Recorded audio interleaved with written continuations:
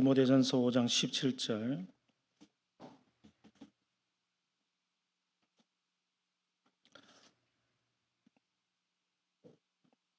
다 같이 한 목소리로 보겠습니다. 잘 다스리는 장로들은 배나 존경할 자로 알되 말씀과 가르침에 수고하는 이들에게는 더욱 그리할 것이니라. 아멘. 오늘 또 하나님의 은혜가 저와 여러분과 함께 하길 바랍니다. 오늘 가정의 달을 맞이하여서 십계명 제5계명 강의 두 번째 시간을 합니다. 여러분 십계명 강의를 시작하면서 저번 주에 기억을 좀 하시는지 모르겠습니다. 요약을 간단하게 하면 웨스트민스터 대교리 문답에서 이야기하는 제5계명에서 내 부모를 공경하라 라고 했을 때 그 부모는 누구인가에 대한 정의에 대해서 저번 주에 좀 배웠고, 그리고 윗사람이 아랫사람을 향하여서 해야 될 의무가 무엇인가, 그리고 윗사람이 저지를 수 있는 죄는 무엇인가에 대해서 저번 시간 했거든요. 도대체 부모가 무엇인가? 여러분, 우리 기독교 신앙에서 제5계명 부모를 공경하라라고 하는 것은 유교에서 말하는 어떤 부모에게 효도하라 그런 이야기만을 하려고 한 게 아니에요. 그래서 그거를 정리해야 되고요. 여러분 설교 노트 제일 위에 제가 저번 주 요약에 대해서 적어놨는데, 웨스트민스터 대교리문답 제 124문은 해놓고 진한 글씨로 되어 있습니다. 그거 한번 다 같이 읽어보실까요? 시작. 제5계명이 말하는 부모는 육신의 부모뿐 아니라 연령과 은사에 있어서 모든 윗사람들과 특히 가정과 교회와 국가의 하나님께서 우리 위에 세우신 권위의 자리에 있는 자들을 의미합니다. 이것이 저번 주 요약입니다. 그래서 저번 주에는 윗사람들이 아랫사람들에 대한 의무, 그리고 저지를 수 있는 죄에 대해서 제가 요약적으로 말씀을 드렸는데, 윗사람들은 아랫사람들에 대해서 여러 가지 하나님께서 주신 권위와 의무들이 있습니다. 그들을 보호하고 지키고 사랑하고 축복하고 기도하고, 또 저지를 수 있는 죄는 그들을 부당한 명령을 통하여서 죄악 가운데 놓이게 하거나, 또 그들에게 억압하거나 정신적으로 신체적으로 학대하거나, 또 그들에게 신앙의 자유를 주지 않거나, 또 그들을 부당한 명령을 통해서 정의와 공의의 하나님의 뜻에 위배되는 일에 가담하게 하는, 그리고 그들의 마음을 해치게 하거나 부담스럽게 하여서 그들이 엉뚱한 길로 가게 하는 그 모든 것들에 대한 책임이 윗사람들에게 있습니다. 그래서 제5계명에 대한 이야기는 육신에 낳아준 내 부모뿐만 아니라 훨씬 넓은 의미를 이야기하는 거예요. 그래서 제5계명을 그렇게 보셔야 됩니다.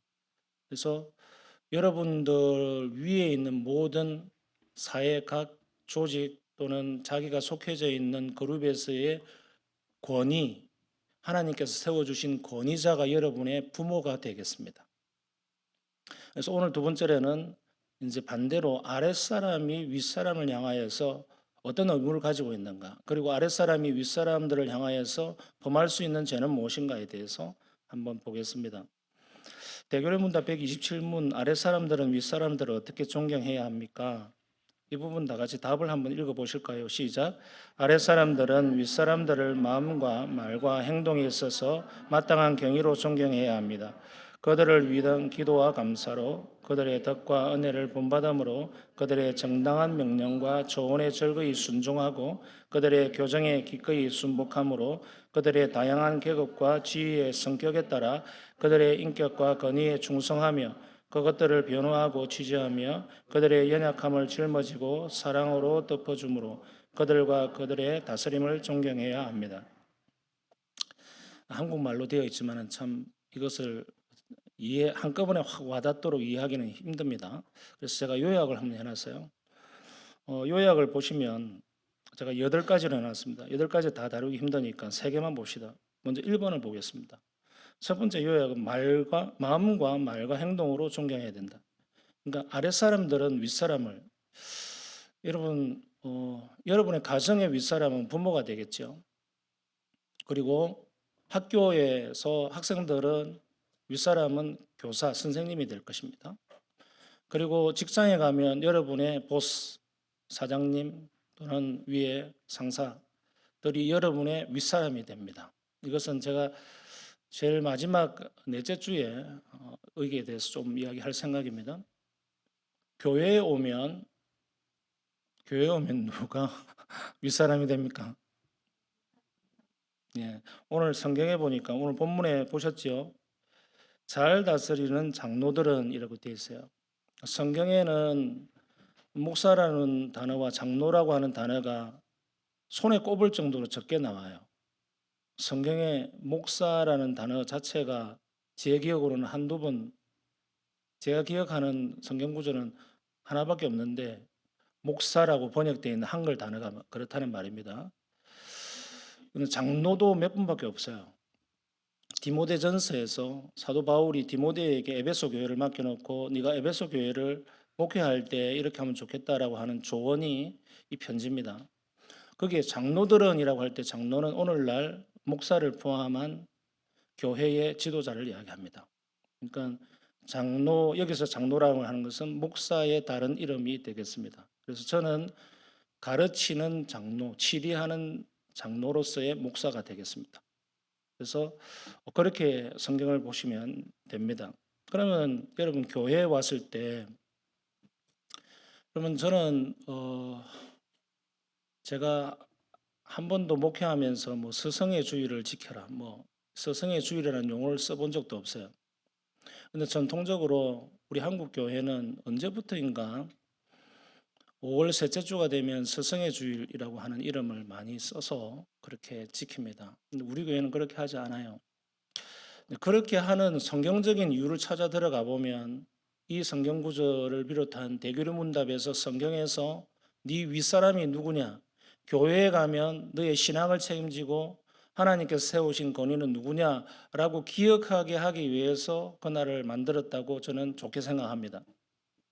그러나 그런 좋은 점에서 출발했지만은 안 좋은 점도 굉장히 많이 있고 또 세상에서 이미 행하고 있는 것들 그대로 교회에다 갖다 놓은 그래서 별 의미 없이 그냥 선물 하나 주고 뭐 축하합니다 꽃다발 달아주고 이런 식으로 하는 것으로 되어버린 세태 때문에 저는 그런 거 하지 않습니다.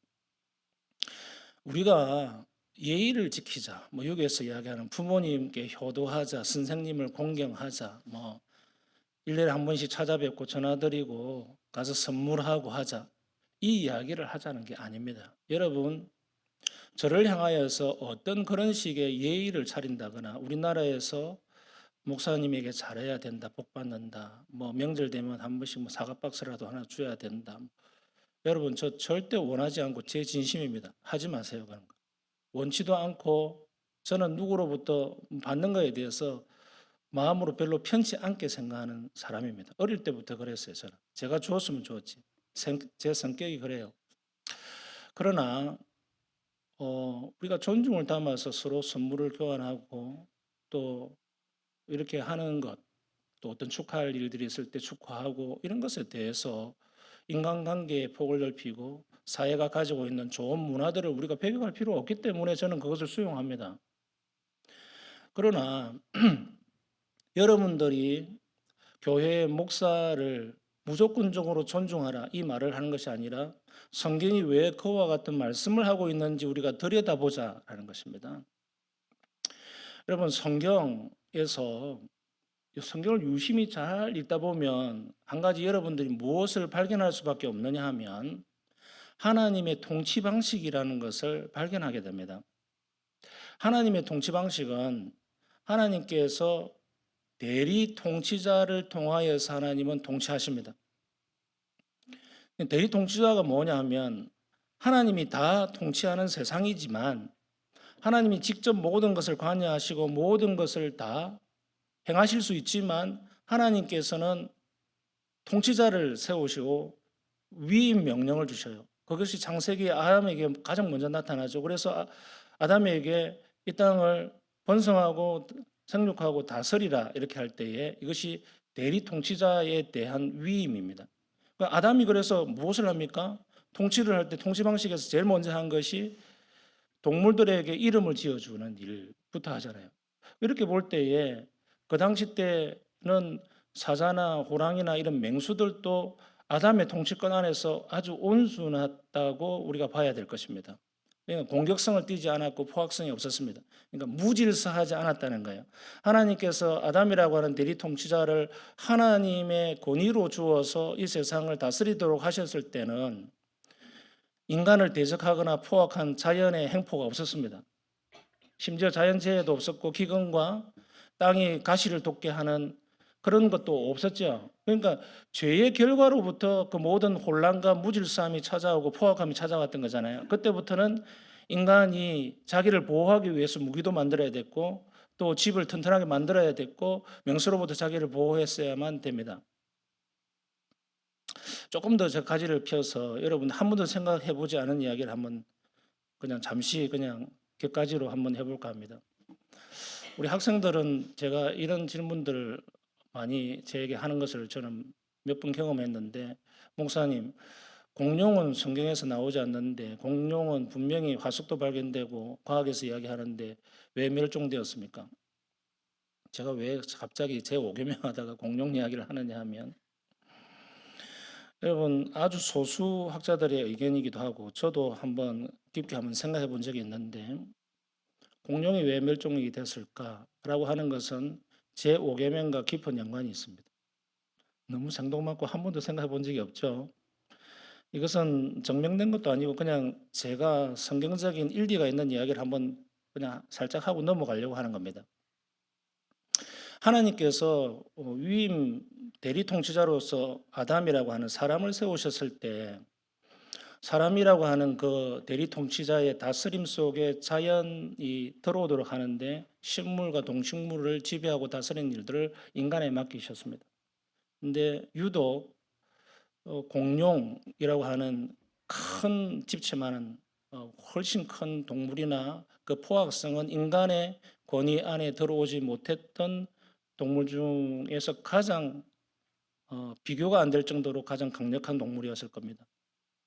그래서 아주 이런 소수 의견이 있더라고요.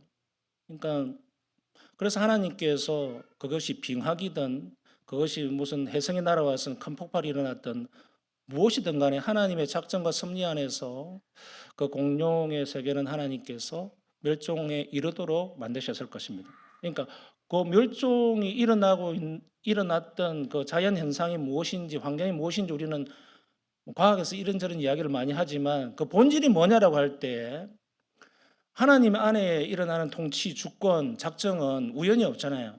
어떤 일들이 났다면 하나님께서 허락하셨기 때문에 일어나는 일이거든요. 여러분 삶 가운데에서 어떤 슬픈 일이 일어났다. 어떤 정말 내가 감당하기 힘든 내가 원치 않은 우연 같은 일이 일어났다. 라고 할 때 그것은 우리 눈에 인간의 실수나 어떤 우리의 연약함 때문에 일어나는 그런 불행일 수 있지만 크게 보면 하나님께서 허용하셨기 때문에 일어납니다. 무슨 말이냐 하면 이 땅에서 어떤 일이 일어났다면 인간 역사 가운데 그것은 하나님이 허용하셔서 일어나는 일이에요. 하나님의 손밖에서 모르게 일어나는 일은 아무것도 없으며 그 모든 심지어 우리가 죄를 짓고 있는 그러면서도 번개에 맞지 않고 다리가 안 부러지고 살아가고 있는 그것도 하나님의 섭리와 작정 안에서 허용하기 때문에 일어나는 거예요. 그렇다면 한 동물이 죽고 멸종되는 그 모든 것도 하나님 뜻 안에 있는 것이죠. 그것의 핵심이 뭔가라고 저는 볼 때에 인간의 통치권 다스림 안에 가장 들어오기 힘들었던 동물은 멸종에 이르렀을 것이다. 저는 그렇게 봅니다. 여러분 중고등학생들 좀 답이 되었길 바랍니다. 그 이야기는 욥기 40장과 41장에 베헤못이라고 하는 그 다음에 리워야단이라고 하는 공룡일 수 있다로 하는 바다 괴물과 아주 이 땅에 존재하지 않는 큰 괴물을 묘사하면서 그 핵심을 뭐라고 찢느냐면은 너가 그를 다스릴 수 있느냐, 그를 죽일 수 있느냐, 길들일 수 있느냐, 종으로 삼을 수 있느냐, 넌 그럴 수 없다. 계속 그 이야기를 한 장에 걸쳐서 이야기해요. 한 장 반에 걸쳐서. 그것이 물론 상징하는 바가 있지만 그것을 그냥 문자적으로 볼 때 그것이 공룡이라 한다면 거기에서 말하고 있는 내용은 인간의 다스림 속에 들어오지 못하는 유일한 맹수의 집단은 공룡이었을 것이다. 그렇게 귀결됩니다. 자, 제가 왜 이런 이야기를 시작하느냐 하면 하나님은 이 땅을 통치하고 다스릴 때 인간과 나 사이 개개인에게 하나님이 모든 개개인을 일일이 통치하시고 다스리지 않고 대리 통치자를 통해서 다스려요. 성경을 보세요. 성경 이야기에 수많은 사람의 이름들이 나오지만 누구 중심으로 합니까? 하나님께서 세우신 처음에는 족장을 통해서 하나님 언약을 세우죠. 창세기 12장에 아브라함, 그다음에 그 아들 이삭, 야곱, 요셉이라고 하는 족장들을 세워서 하나님께서 그 대표자들을 통해서 일하신다고 하는 것을 성경이 보여주죠. 그리고 나서 그 다음 흐름이 뭡니까? 출애굽을 통해서 모세라는 사람, 여호수아라고 하는 사람을 통해서 출애굽 시대에 하나님이 세우신 그 대리 통치자를 통해서 이스라엘 백성들이 어떻게 구원을 받는가 하는 것을 보여줌으로 해서 앞으로 이 땅에 있는 많은 사람들이 어떻게 구원에 이를 수 있는가를 미리 보여주는 밑그림이 되죠. 성경은 계속 어떤 사람 중심을 통해서 흘러가잖아요. 그 다음에 뭡니까? 사사시대가 오잖아요. 사사시대에 12명 내지는 13명의 사사를 통하여서 하나님이 일하시는 걸 보잖아요. 성경에는 계속 그 사람들의 한 사람 대리 통치자라고 하는 이름들을 통해서 이야기가 계속 엮어지고 있습니다. 그 다음에 왕정시대가 오잖아요. 왕정시대가 오면 열왕기상하가 있기 전에 사무엘 상하를 통해서 왕정시대 밑거름이 어떻게 그려지는지를 보여주고, 그 다음에 열왕기상하에 39명의 남북의 왕들, 그 이전에 통일왕국으로서의 사울과 그 다음에 다윗, 솔로몬이라고 하는 이런 통일왕국의 왕들, 그리고 분열왕국에서의 이 39명의 통치자들, 왕을 통하여서 성경이 흘러간다는 것을 보여주잖아요.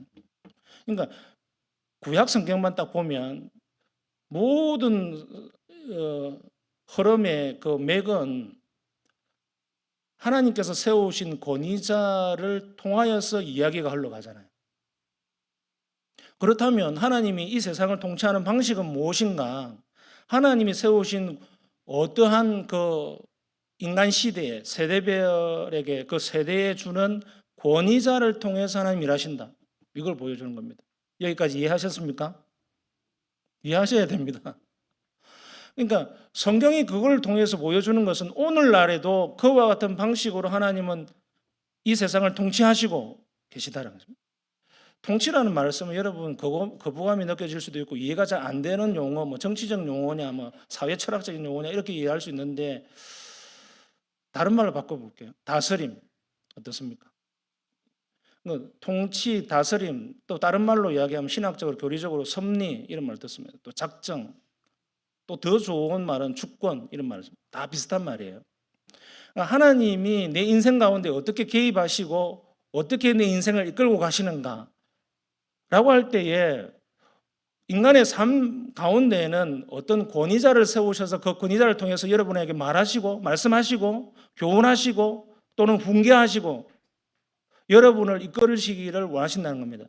믿으시길 바랍니다. 그 중에 대표적인 것이 하나가 바로 교회라고 하는 이 교회를 통해서 목사 또 장로라고 하는 이 직분을 통해서 여러분들에게 하나님이 권위자를 세우셔서 여러분의 인생에 개입하시기를 원하십니다.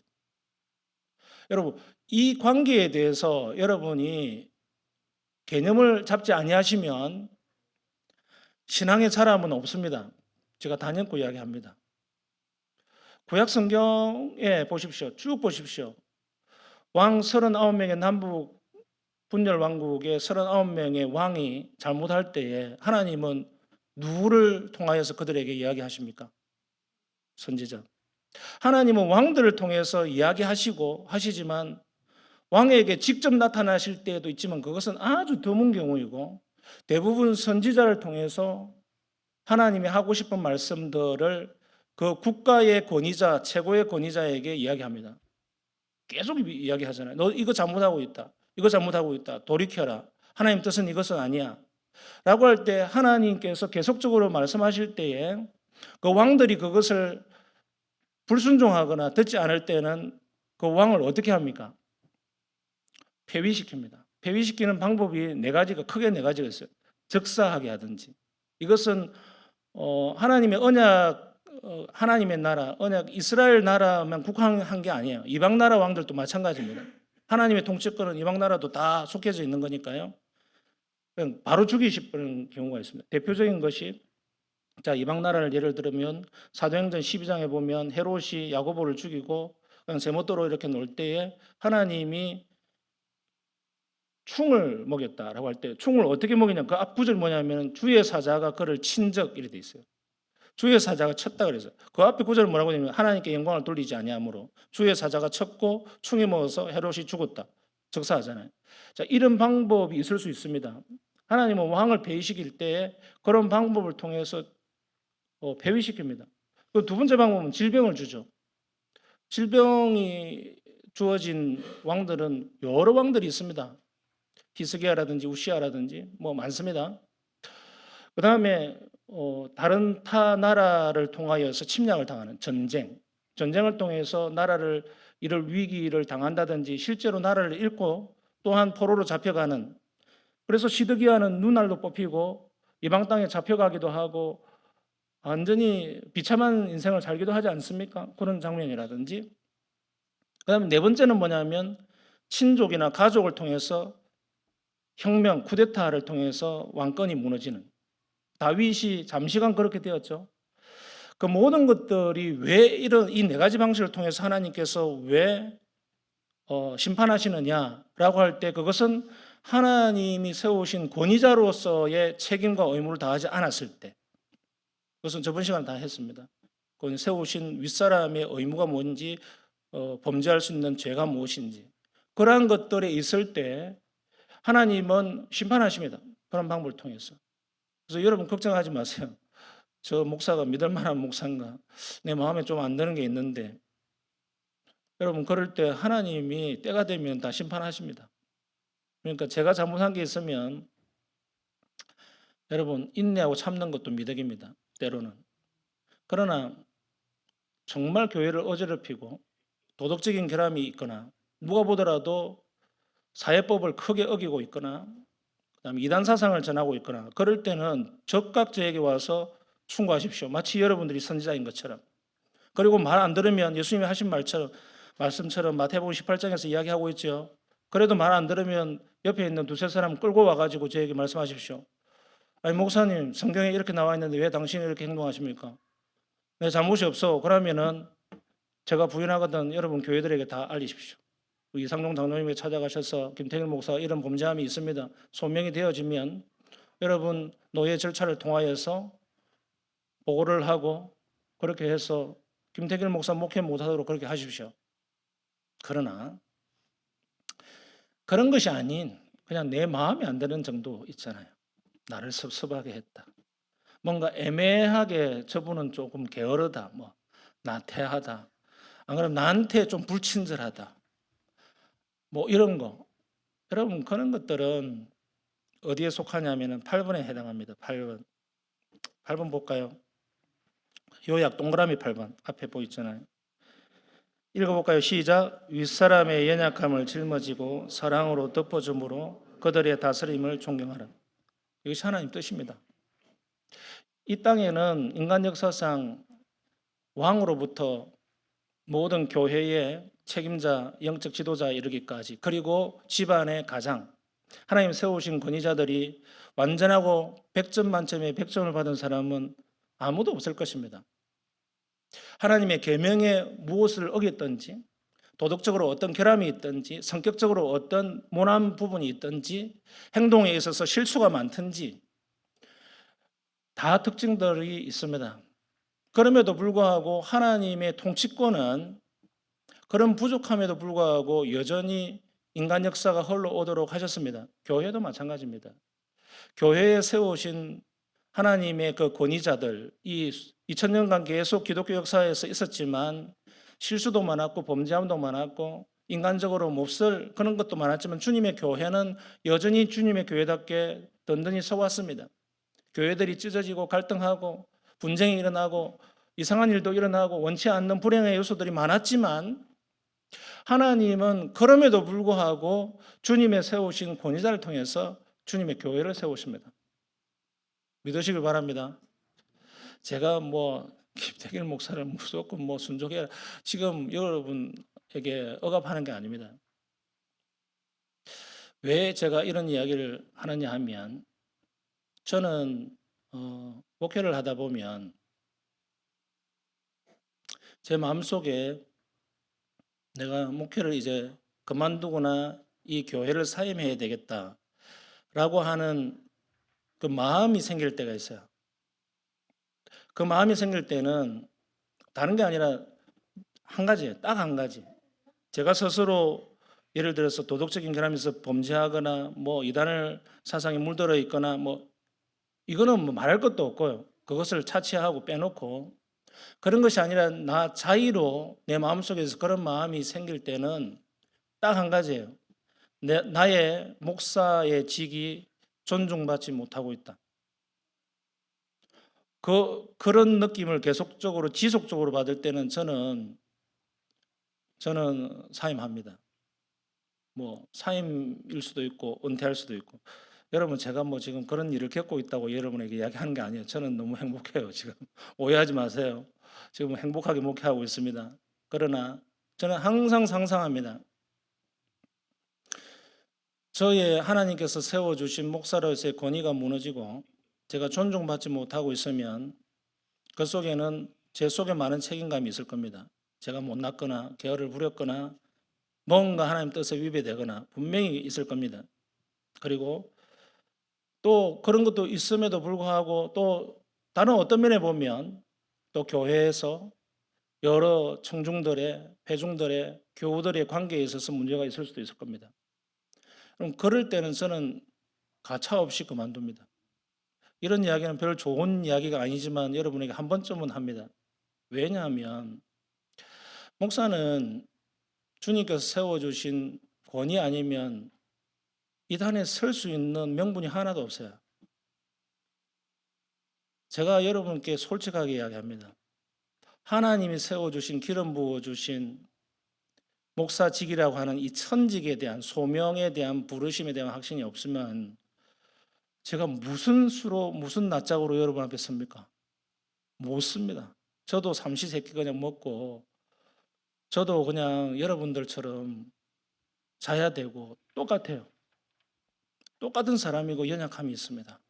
제 마음속에도 성질 부림이 있고요. 제 마음 가운데에도 화가 나는 것들이 많고요. 제 마음속에 그냥 한 대 그냥 꿀밤 한 대 때려주고 싶은 그런 것도 있고 막 많아요. 못난 모습이 많단 말입니다. 그럼에도 불구하고 제가 왜 꾸역꾸역 매주 괴롭고 힘들지만 이 단에 설 수밖에 없고 또 여러분의 목사로서 여러분에게 주의 말씀을 권고하고 할 수밖에 없느냐 하면 주님이 세워주신 그 권위의 자리라고 하는 그 소중함, 그 막중함 때문입니다. 그렇다면 그 막중함 속에 여러분과 저 사이에 일어나는 그 막중함의 그 인과관계가 뭐냐는 것이죠. 저만 그렇게 하면 되는 겁니까? 저만 그렇게 막중하게 여기고 있으면 됩니까? 그게 아니죠. 여러분이 소위 말해서 신앙생활, 여러분께서 믿음의 사람이 있고 하나님 나라의 삶을 살아가기 위해서 중요하게 세운 사람은 교회의 목사입니다.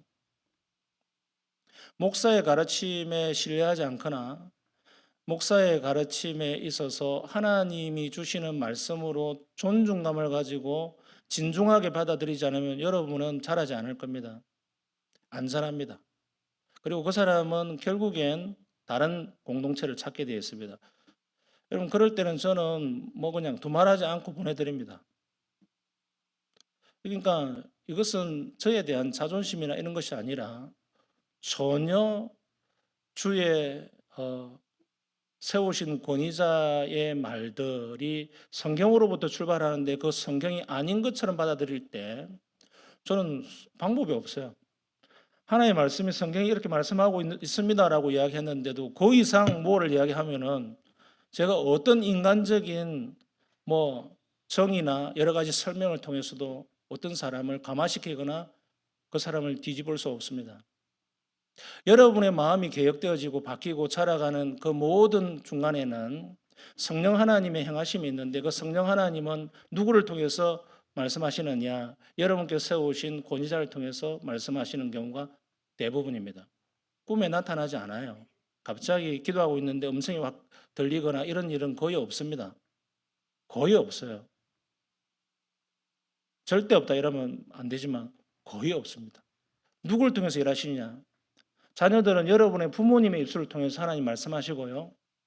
학생들은 교사들을 통해서 여러분에게 깨우침을 주고요. 교회 오면 목사를 통해서 여러분의 심령 속에 필요한 성령의 음성을 주십니다. 이것을 성령의 음성으로 받지 아니하고 하나님의 메시지로 받지 않으면 여러분 사람은 없습니다.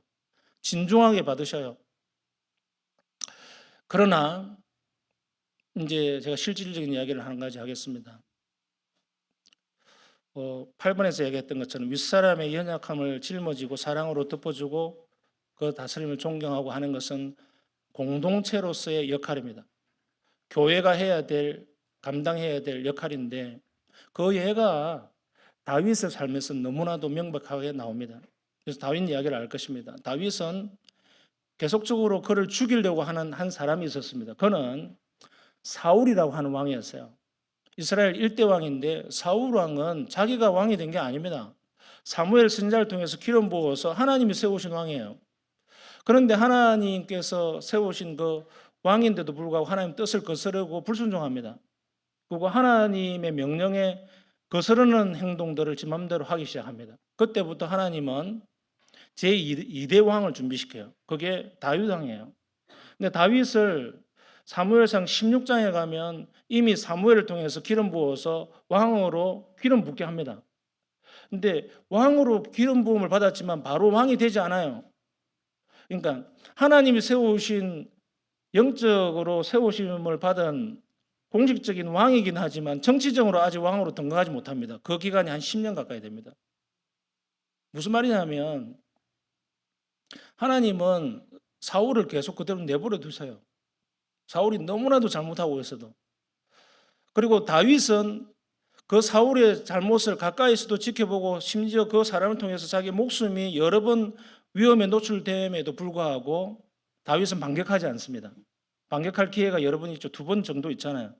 자기를 쫓아 군대와 같이 오는데 2번 자연스럽게 죽일 수 있는 기회가 있습니다만 죽이지 않습니다. 그 이야기를 제가 쭉 설교 노트에 적어놨어요. 제가 한번 읽어볼게요. 사무엘상 16장 1절과 12절 13절에 보면 하나님께서 이스라엘 왕을 버리시고 새로 세우셨다. 새 왕이 될 사람을 벌써 정해놓으셨다. 이 이야기를 합니다. 그러고 나서 그 밑에 보면 사무엘상 26장 4절 6절 12절에 보면 제가 줄 끊은 것만 한번 읽어볼게요. 중간에 5절에 보면 다윗은 자기가 사울의 겉옷자락만을 자른 것뿐인데도 곧 양심의 가책을 받게 되었다. 이게 무슨 상황이냐면은 사울 왕이 다윗을 죽이려고 그냥 쫓아왔는데 동굴에서 자고 있었어요. 그냥 칼로 찔러 뿌리면 되잖아요. 자기 죽이려고 하는데. 더군다나 다윗은 이미 진작에 사무엘을 통해서 왕으로 기름 부음을 받았습니다.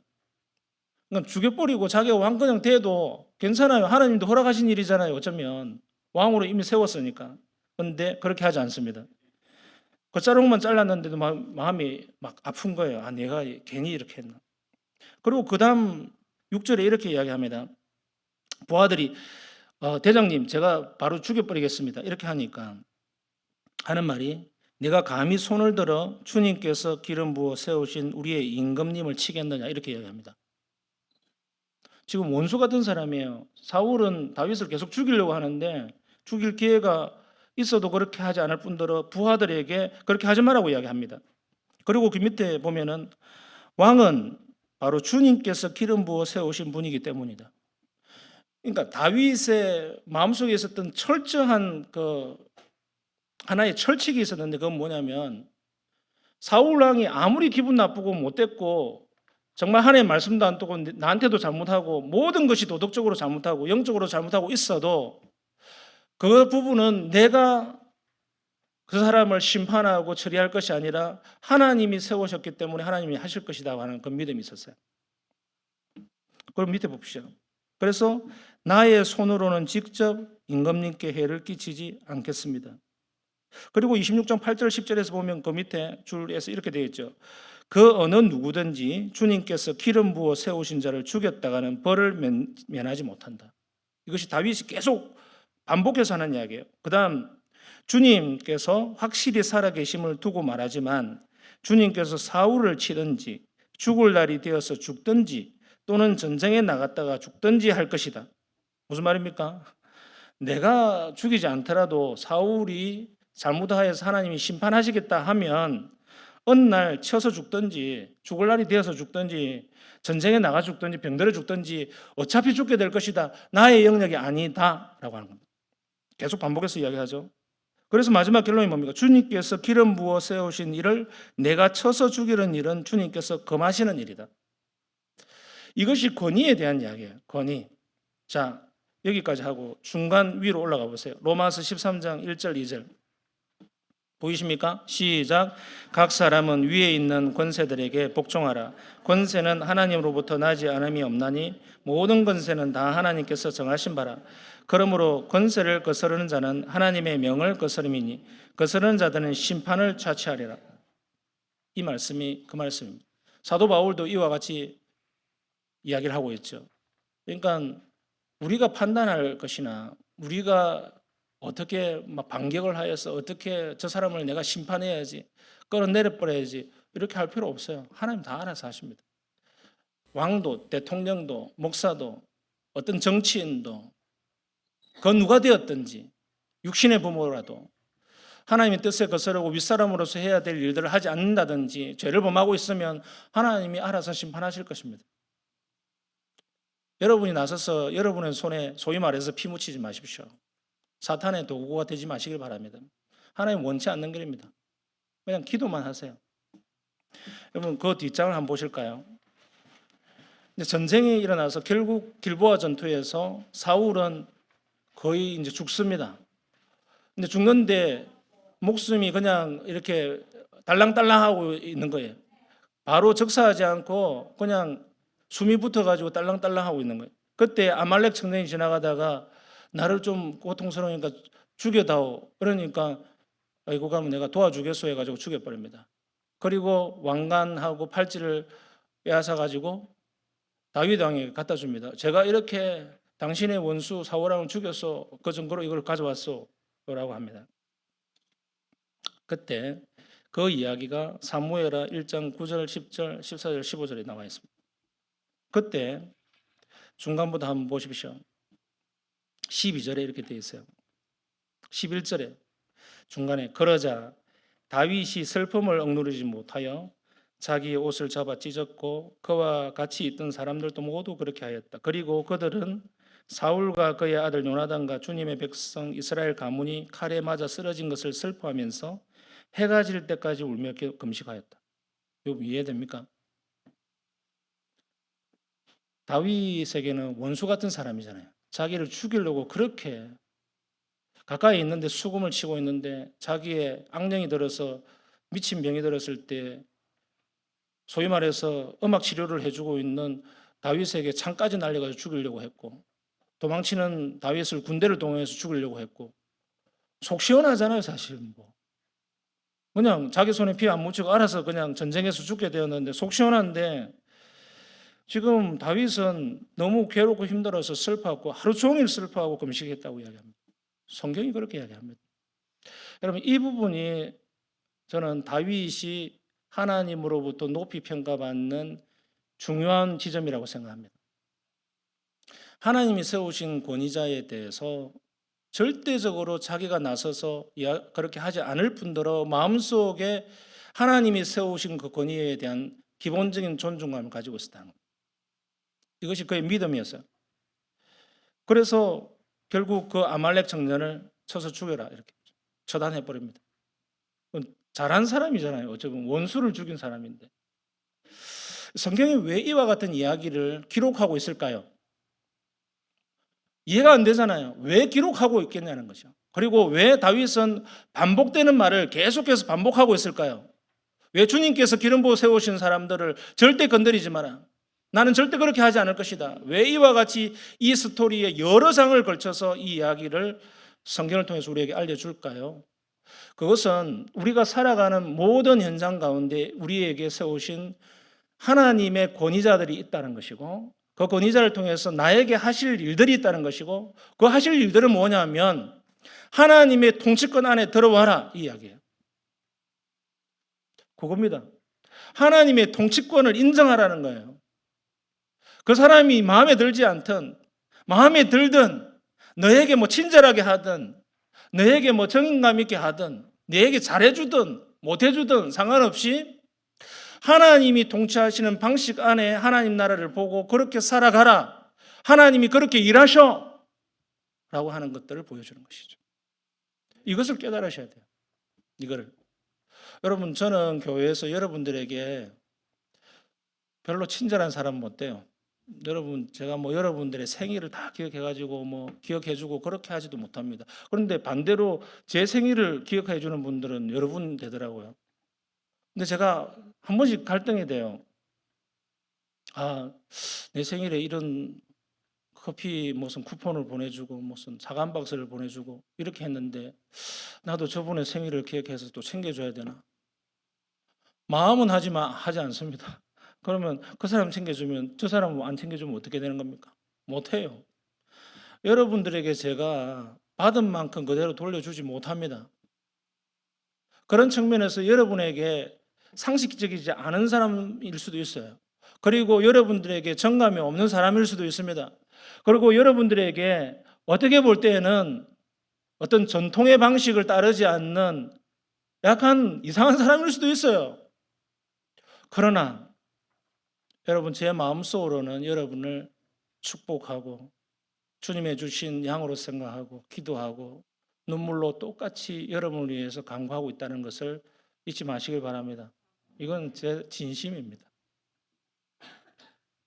제가 여러분들에게 따뜻한 말 다 해주면 좋겠지만 제 성격상 그렇게 못할 때도 있습니다. 그것이 제 연약함입니다. 제가 뭐 여러분들에게 누가 생각하는 것처럼 그런 젠틀함을 가지고 막 따뜻하게 막 그렇게 할 수도 있는데 어떤 목사님들이 가지고 있는 그런 면을 저도 가지고 싶은데 못 가질 때도 있어요. 부럽습니다. 그렇지만 제 마음은 그렇지 않습니다. 그게 제 연약함입니다. 그렇게 볼 때 우리 공동체가 뭐냐는 거죠. 그 연약함을 제가 8번은 또 앞에 동그라미 8번 들어가면 윗사람의 연약함을 짊어지고 사랑으로 덮어줌으로 그들의 다스림을 존경하라. 제가 범죄함 가운데에 있지 않다면 그냥 저의 단순한 연약함이라면 여러분 저를 위해서 사랑으로 덮어주시고 기도해 주시고 축복해 주시길 바랍니다. 그것이 공동체의 역할입니다. 여러분 마지막으로 제가 드리고 싶은 말씀 대위로 문답 128문 아랫사람이 윗사람들에게 범하는 죄들은 무엇입니까? 여러분 요약은 읽어보십시오. 우리는 다윗의 삶을 통해서 한 가지만큼은 여러분 배우시길 바랍니다. 저 사람은 분명히 나에게 잘못하고 있고 범죄하고 있고 하나님의 뜻에 거스리고 있다 하더라도 다윗이 왜 그렇게까지 도무지 평범한 사람이라고는 할 수 없는 그 참고 인내하고 끝까지 그 사람을 하나님이 처리하시기까지 기다렸는가? 왜 그렇게까지 하는 것을 성경이 여러 장에 걸쳐서 우리에게 보여주고 있는가를 자기에게 적용시켜 보십시오. 그랬을 때 여러분의 권위자, 교회 안에서는 목사, 여러분의 사회생활 할 때 여러분 권위자, 가정에서의 권위자에게 내가 어떠한 죄를 범하고 있는지에 대해서 살펴보시길 바랍니다. 그러나 이 이야기는 반드시 하고 싶어요. 여러분의 권위자가 세 가지에 대한 의무를 다하지 않을 때 이것은 윗사람으로서 죄를 범하고 있을 때 거역하십시오. 첫 번째, 여러분을 죄 가운데로 인도하는 일. 그러니까 부당한 명령을 통해서 죄 가운데로 인도하거나 죄짓게 하는 일들을 가르치거나 종용하는 일들이 있으면 그게 부모든지 목사든지 교사든지 왕이든지 대통령이든지 거역하십시오. 하나님 뜻입니다. 그것은 할 필요가 없어요. 두 번째, 여러분의 정서와 신체를 학대하고 폭력을 행사하는 일이 있으면 여러분의 부모라도 거역하십시오. 하나님 뜻이 아닙니다. 피하십시오. 피하십시오. 그것은 그 권위자는 하나님의 뜻을 남용하는 것이고 폭력으로 행사하는 것입니다. 세 번째, 이것이 중요합니다. 여러분의 신앙적인 자유를 폭력이나 종용이나 강압적인 방식으로 행사하든지 또는 그 반대로 그 신앙의 자유를 빼앗아가든지. 다시 해볼게요. 신앙을 억압이나 폭력이나 강압적인 방식을 통해서 강요한다든지 반대로 신앙을 못 가지게 그 자유를 빼앗아간다든지 할 때 거역하십시오. 여러분의 권위자로서의 그 책임을 못 다하고 있는 것입니다. 제가 만약 그런 가운데 있으면 고역하시길 바랍니다. 아무 권위가 없습니다. 이것이 아랫사람이 윗사람들을 향한 의무입니다. 그렇게 사십시다. 다 같이 일어나셔서 찬송하시겠습니다.